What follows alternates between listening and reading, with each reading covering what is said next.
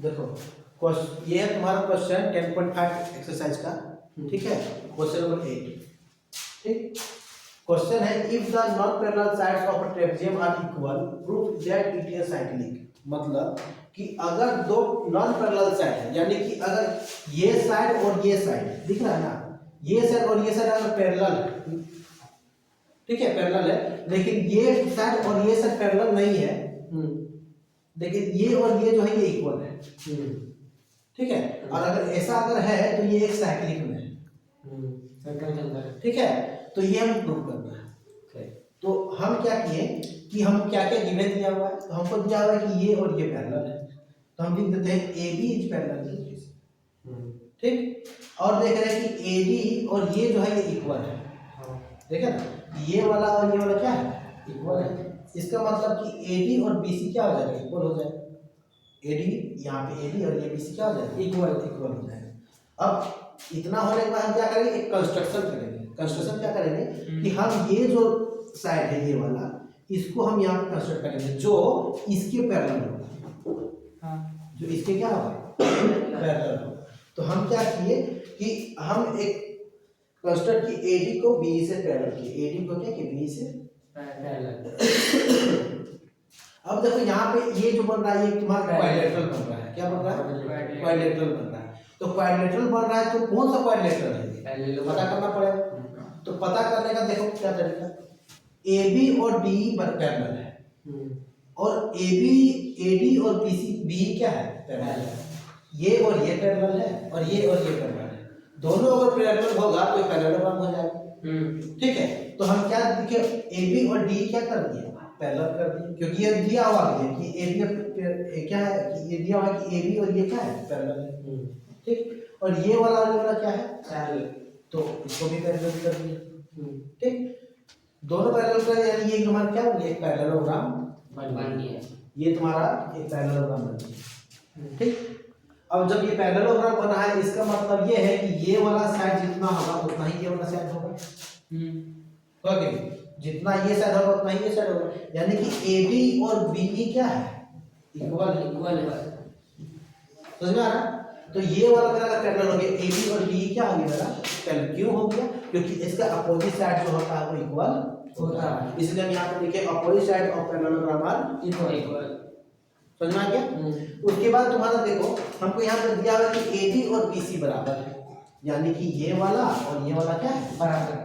अब देखो ये वाला इसके बराबर है, ठीक है, और ये वाला इसके बराबर है और ये वाला इसके बराबर है, दोनों इसी के बराबर है, तो ये वाला और ये वाला क्या हो जाएगा, यानी कि BC और BE क्या हो जाएगा, इक्वल हो जाएगा, इसीलिए BE और BC क्या हो जाएगा, इक्वल, समझ में आ रहा। अब देखो यहाँ पे एक ट्रायंगल बना, ये वाला ट्रायंगल का नाम BEC।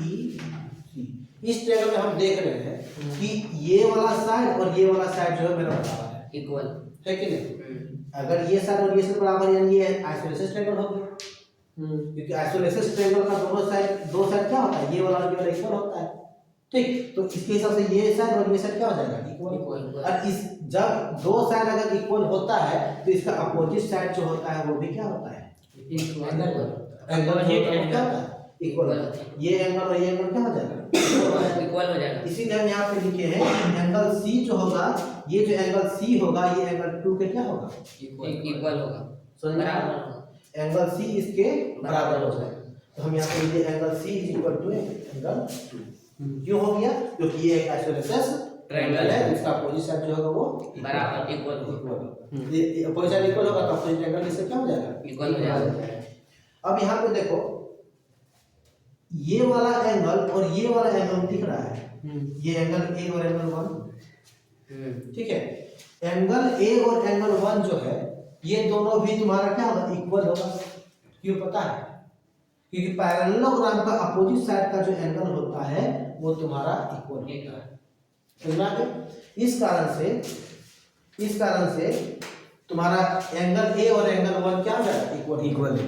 अब देखो इस जगह पर यहाँ पे लाइन है, ये वाला इस लाइन पे ये जो एंगल बन रहा है कितना डिग्री बन रहा है, 180 डिग्री बन रहा है, यानी कि एंगल 1 और एंगल 2 को जोड़ेंगे एंगल 1 और एंगल 2 को जोड़ेंगे तो ये कितना हो जाएगा 180 डिग्री। इसलिए एंगल 1 और एंगल 2 को जोड़े तो कितना हो जा रहा है 180 डिग्री। अब देखो हम यहाँ पे प्रूफ किए कि ये वाला और ये वाला बराबर है और ये वाला और ये वाला बराबर। यानी कि हम एंगल 1 की जगह में एंगल ए लिख सकते हैं और एंगल 2 की जगह में एंगल सी लिख सकते हैं। हाँ ठीक है, तो एंगल 1 की जगह में हम एंगल 2 लिख दिया, एंगल 1 की जगह में ए लिख दिया, एंगल 2 की जगह में क्या लिख दिए सी लिख दिए। तो ये तुम्हारा कितना हो गया 180 डिग्री हो गया। अब हमें यही ना प्रूफ करना था कि ये जो है एक साइकिल में है। तो देखो कोई भी हम लोग पढ़े थे कि कोई भी अगर साइकिल बनता है ऐसे करके, ठीक है, कोई भी साइकिल होता है, इसमें कोई भी क्वाड्रेटर होता है ऐसे करके, किसी भी तरह का क्वाड्रेटर अगर बन रहा है मेरा यहाँ पे, इसको कोई भी तरह का अगर एंगल बन रहा है इस टाइप का, ठीक है, तो ये वाला और ये वाला जो होगा ये 180 डिग्री का इक्वल होता है और ये वाला कितना होता है 180 का इक्वल होता है। उसका कोई साइड क्या होता है 180 का इक्वल। इसका मतलब ये है कि अगर ये और ये अगर 180 डिग्री के बराबर है इसका मतलब ये भी तुम्हारा क्या है एक साइकिल में आएगा। इसीलिए ए बी सी डी जो होगा वो तुम्हारे एक साइकिल क्वाड्रेटर होगा। समझ में आ गया? बंद कर दे। 10.5 को क्वेश्चन नंबर 9, ठीक। क्वेश्चन नंबर 9 बोल रहा है कि two circle intersect at 2 point B and C. इसका मतलब समझो, दो पॉइंट है ए बी और सी। कहाँ है बी और सी?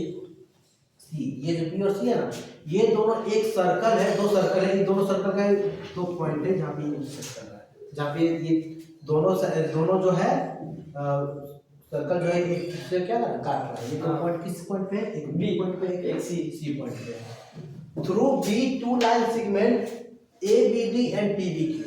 अब देखो इसका मतलब समझो कि ये जो बी पॉइंट है ना, इस बी पॉइंट से दो रेखा गया है। इस बी पॉइंट से क्या गया? दो रेखा गया है। एक लाइन गया है ए बी डी और एक गया है पी बी क्यू। समझ में आ रहा है? ये पॉइंट, ये इस पॉइंट में दोनों लाइन क्या कर इंटरसेक्ट कर रहे हैं, इसमें क्या कर रहा है काट रहा है इसको। यानी बी पॉइंट में ये लाइन और ये लाइन क्या कर रहा है काट रहा है। तो वो प्रूफ करना है कि ACP, देखो ACP ये वाला एंगल, ACP ये वाला एंगल दिख रहा है ना, ACP और QCD, देखो QCD ये एंगल, ठीक समझ रहे हैं? एंगल C इधर का एंगल और एंगल C इधर का एंगल, ये दोनों इक्वल होगा, ये प्रूफ करना है, ठीक। तो देखो हम तुम लोग को एक बार बताए थे कि एक सर्कल जो होता है, इस सर्कल में किसी भी एक जगह का जो अगर हम सेगमेंट लेते हैं, ठीक है, और यहाँ से अगर कोई भी एंगल हम बनाते हैं, कोई भी एंगल बनाते कहीं से भी बनाते हैं, तो ये एंगल और ये एंगल इक्वल होता है। ये एंगल और ये एंगल क्या होता है? इक्वल होता है। इसका मतलब ये है कि देखो जब हम इसको ऐसे घुमा देंगे ना, जो घुमाएंगे तो ये एंगल और ये एंगल जो होगा ये दोनों इक्वल हो जाएगा। इसको इस तरह घुमा दो तो देखो देखेगा कि ये वाला नीचे आएगा, ऊपर जाएगा ना, तो ये एंगल और ये एंगल क्या हो जाएगा? इक्वल हो जाएगा। ये प्रॉपर्टी, क्योंकि ये तुम्हारा किसी भी कोई भी वृत्तखंड का अगर एंगल जो होता है वो हमेशा क्या होता है? इक्वल होता है। तो यहाँ पे अगर इसका मतलब है कि ACP और ABP ये वाला एंगल और ये वाला एंगल दिख रहा है ना, ABP और ACP ये दोनों इक्वल होगा। क्यों? क्योंकि इसका सेगमेंट का जो एंगल होता है वो सेम होता है।